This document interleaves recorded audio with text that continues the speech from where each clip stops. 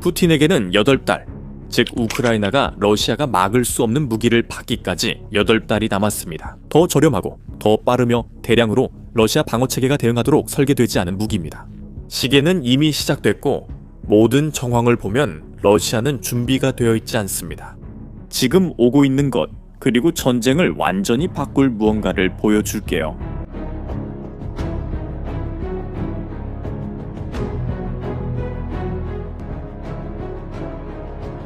올해 1월 미국은 보통 10년 이상 걸릴 일을 해냈습니다. 새로운 순항 미사일인 러스티 대거를 시험 발사했고 완벽하게 작동했습니다. 시험은 플로리다에 있는 에글린 시험 및 훈련장에서 진행됐습니다. 미사일은 스스로 비행하고 장애물을 피하며 외과적인 정밀도로 목표물을 명중시켰습니다. 하지만 정말 놀라운 것은 시험 자체가 아니라 이 모든 일이 엄청나게 빠른 속도로 이루어졌다는 점입니다. 제 말 들어보세요. 보통 미국이 새로운 군사 무기를 개발하기로 결정할 때, 특히 순항 미사일처럼 복잡한 무기라면 그 과정은 수년, 심지어 수십 년이 걸립니다. 예를 들어 F-35 전투기는 1990년대에 개발이 시작되었고 실제로 운용 가능해진 것은 2010년대에 들어서였습니다. 이런 과정들은 매우 느리게 진행되며 끝이 없는 입찰, 기업 간의 경쟁, 끝나지 않는 시험, 예산 재검토, 그리고 의회의 승인 등이 이어집니다. 이것은 거대한 관료주의 기계입니다.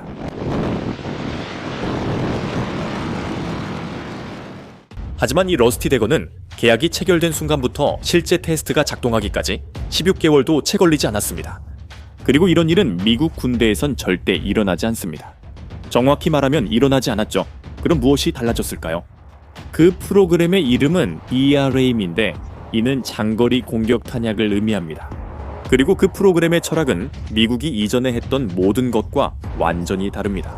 완벽한 미사일, 즉 기술적으로 가장 진보되고 미래지향적인 기능들로 가득 찬 미사일을 만들려고 하는 대신에 그들은 더 단순한 것을 만들기로 결정했습니다.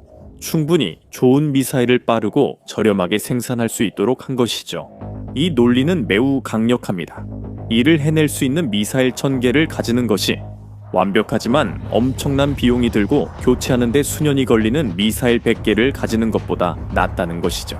왜냐하면 결국 현대전에서는 수량 자체가 가치를 가지기 때문입니다. 그리고 이것이 이야기에서 가장 흥미로운 부분으로 이끕니다. 가격입니다. 각 러스티 대거는 생산하는데 24만 6천 달러 가듭니다. 이제 이것이 무슨 의미인지 감을 잡으시려면 토마호크 수십 년 동안 사용되어 온 미국의 표준 순항 미사일은 200만 달러 가듭니다. 이는 러스티 대거보다 8배 이상 비싼 가격입니다. 토마호크 한 발 가격이면 러스티 대거 8발을 만들 수 있습니다. 즉 미사일 한 발 대신 8발을 보유할 수 있습니다. 이미 엄청난 차이죠? 그렇지 않습니까? 하지만 잠깐만요. 이 방정식의 반대편을 보면 이야기가 더 흥미로워집니다. 러시아 쪽에는 S-400이라는 방공 시스템이 있습니다. 전쟁 영상에서 볼 수 있는 요격 미사일이 장착된 거대한 트럭들입니다. 러시아가 날아오는 미사일을 격추하기 위해 발사하는 요격 미사일 한 발당 비용은 약 200만 달러입니다. 자, 이제 계산을 해봅시다. 우크라이나가 24만 6천 달러짜리 러스티 대거 미사일을 발사하면 러시아는 그걸 격추하기 위해 200만 달러짜리 요격 미사일을 써야 합니다. 설령 러시아가 요격에 성공하더라도 러시아는 경제적으로 엄청난 손해를 보게 됩니다. 우크라이나가 쏜 한 발을 막기 위해 거의 10배에 달하는 비용을 쓴 셈이니까요.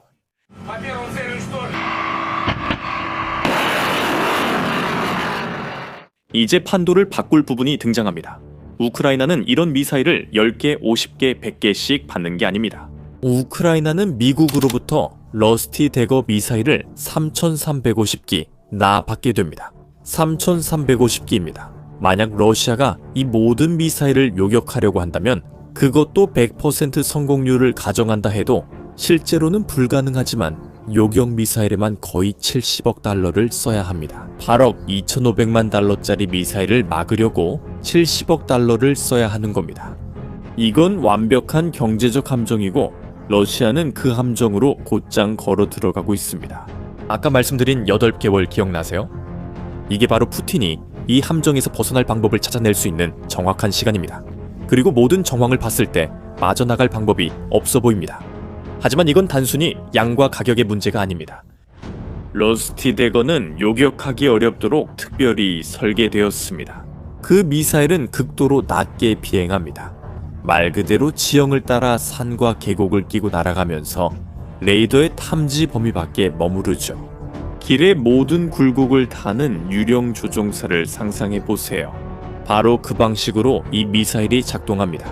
그리고 여기 러시아인들이 대응할 수 없는 비밀이 있습니다. 이 미사일엔 3개의 다른 두뇌가 있어요. 하나는 GPS를 사용하고 다른 하나는 외부 신호에 의존하지 않는 내부 센서를 사용하며 세 번째는 카메라를 사용합니다. 지형을 미리 저장된 지도와 비교하기 위해서입니다. 하나를 차단해도 나머지 2개는 계속 작동합니다. 전자전으로 GPS를 차단해도 내부 센서와 카메라를 사용해서 계속 비행합니다. 진짜로 자율적입니다. 그리고 사거리는요 400km입니다. 이 말은 우크라이나 국경에서 러시아가 점령한 지역의 대부분 군수 물자, 탄약고, 지휘소, 다리, 전선의 보급품을 운송하는 철도, 정유소, 비행장 등 모든 것이 사정거리 안에 있다는 뜻입니다. 탄두, 즉 미사일의 폭발 부분은 227kg입니다. 견고한 목표물을 파괴하기에 충분한 양입니다. 그리고 일부 보고에 따르면 이 탄두는 관통 능력도 가지고 있어서 목표물에 닿자마자 폭발하는 것이 아니라 먼저 관통해서 요새화된 구조물 내부로 들어간 뒤에 폭발한다고 합니다. 이것은 비행기가 보관되어 있는 경납고나 러시아 지휘관들이 숨는 지하 벙커에 대해 매우 파괴적일 것입니다.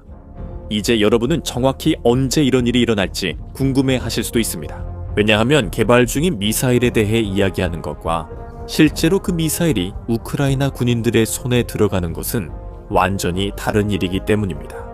여기 여러분을 놀라게 할 답이 있습니다. 2026년 10월 지금으로부터 8개월 후입니다. 첫 번째 물량인 840기의 러스티 대거 미사일 이 우크라이나에 도착합니다.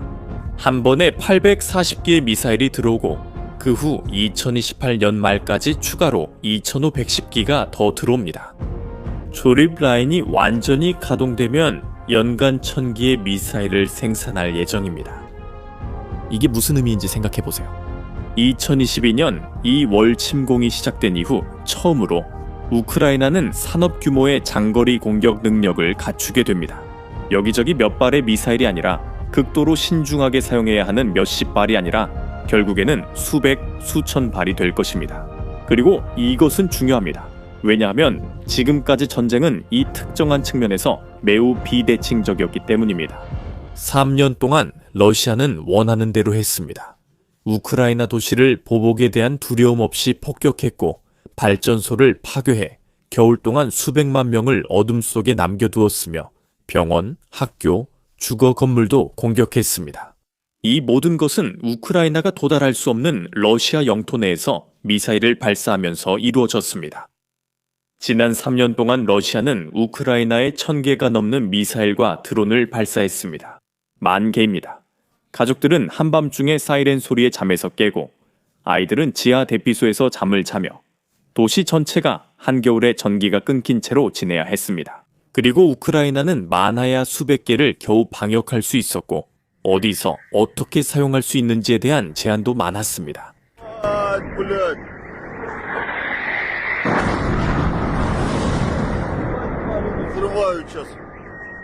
하지만 이제 지금은 그 대칭이 끝났습니다. 우크라이나는 러시아 후방에 대규모로 조직적인 공격을 할 수 있게 되었습니다. 러시아군이 요격을 시도할 수 있는 한두 발의 미사일이 아니라 동시에 여러 방향에서 수십 발이 발사되어 러시아 방공망이 무엇을 방어할지 선택하기 어렵게 만들 것입니다. 그리고 경제적 수학을 기억하시나요? 우크라이나가 러시아로 하여금 24만 6천 달러짜리 미사일을 격추하기 위해 200만 달러짜리 요격 미사일을 쓰게 만들 때마다 러시아는 손해를 봅니다. 그리고 수십 발의 미사일이 동시에 날아올 때는 어떨까요? 러시아는 단순히 충분한 요격 미사일이 없습니다. 정말 없습니다. 탄약고 하나가 폭발할 때마다 전선에 도달하는 포탄이 줄어든다는 뜻입니다. 파괴된 다리 하나마다 보급 트럭이 지나가지 못한다는 뜻입니다. 타격을 받은 비행장마다 우크라이나 진지를 폭격하는 비행기가 줄어든다는 의미입니다. 전쟁은 전선에서만 이기는 것이 아니라 물류에서 승패가 갈립니다. 그리고 이제 우크라이나는 처음으로 이 물류를 대규모로 공격할 수 있는 도구를 갖추게 됩니다. 그리고 이 모든 비용을 누가 부담하고 있는지에 대해 흥미로운 점이 있습니다. 미국이 아닙니다. 아니, 미국만이 아닙니다. 이 3,350발의 미사일 구매는 유럽 국가들의 연합에 의해 자금이 지원되고 있습니다. 덴마크, 네덜란드, 노르웨이가 주요 기여국 중에 있습니다. 미국의 기술이고 미국 기업들이 생산하지만 비용은 유럽이 부담하고 있습니다. 이것은 푸틴이 아마 예상하지 못했을 나토 동맹국들 사이의 협력 수준을 보여줍니다. 그는 서방이 느리고 분열되어 있으며 우크라이나에 대한 장기적인 지원을 유지하지 못할 것이라고 내다봤습니다. 하지만 대신 우리가 보는 것은 우크라이나가 직면한 문제를 해결하기 위해 특별히 설계된 무기 생산을 자금을 지원하며 국가들이 함께 협력하는 모습입니다. 푸틴은 잘못 계산했습니다. 완전히 잘못됐습니다. 이제 여기서 언급해야 할 정치적인 측면이 있습니다. 우크라이나가 미사일을 가지고 있어도 가장 중요한 곳에서 사용할 수 없다면 아무 소용이 없습니다. 그리고 2025년 대부분 동안 우크라이나가 서방에서 제공받은 무기를 어떻게 사용할 수 있는지에 대해 엄격한 제한이 있었습니다. 특히 미국은 그들이 검토 메커니즘이라고 부르는 것을 만들었습니다. 이 시스템은 우크라이나가 미국산 무기로 특정 목표물, 특히 러시아 본토 내 목표물을 공격하려면 건건히 미국의 승인을 받아야 했습니다. 그리고 몇 달 동안 이러한 요청들 중 많은 부분이 거부되었습니다. 국방장관 피트 헥세스는 이러한 공격들에 대해 거부권을 가지고 있었습니다. 적어도 공식적으로는 그 논리는 확전을 피하고 협상을 유도하며 러시아를 일정 선 이상으로 자극하지 않으려는 것이었습니다. 하지만 실제로는 이것은 우크라이나가 무기는 가지고 있지만 러시아의 공격이 시작되는 기지를 타격하는 데 사용할 수 없다는 것을 의미했습니다. 답답한 일이었지만 최근 들어 이 정책이 바뀌기 시작한 것으로 보입니다. 승인 권한은 유럽연합군 최고사령관인 알렉수스 그린케비치 장군에게 이양되었고 그는 더 관대하게 허용해 왔습니다. 예전에는 몇 주씩 걸리던 승인도 이제는 며칠 만에 이루어집니다. 예전에는 거부되던 공격도 이제는 허가되고 있습니다.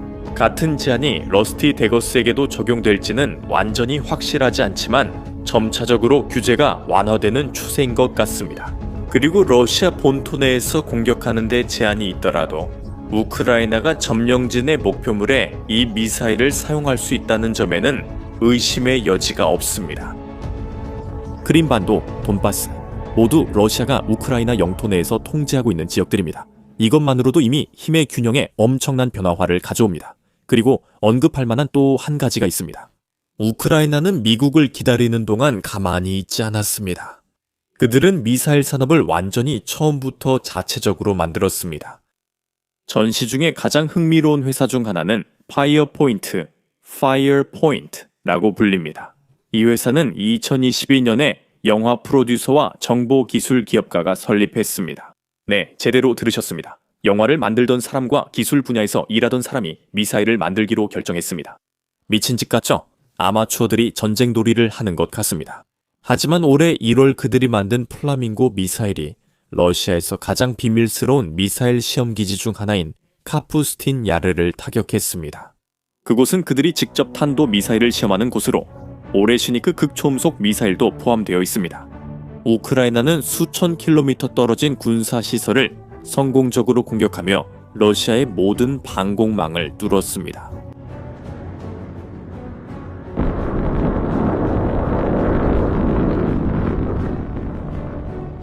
그리고 그들의 미사일 FP5 플라밍고는 정말 인상적입니다. 사거리가 3,000km 3,000입니다. 이것은 우크라이나 내부에서 러시아의 심장부인 우랄 산맥까지도 타격할 수 있다는 뜻입니다.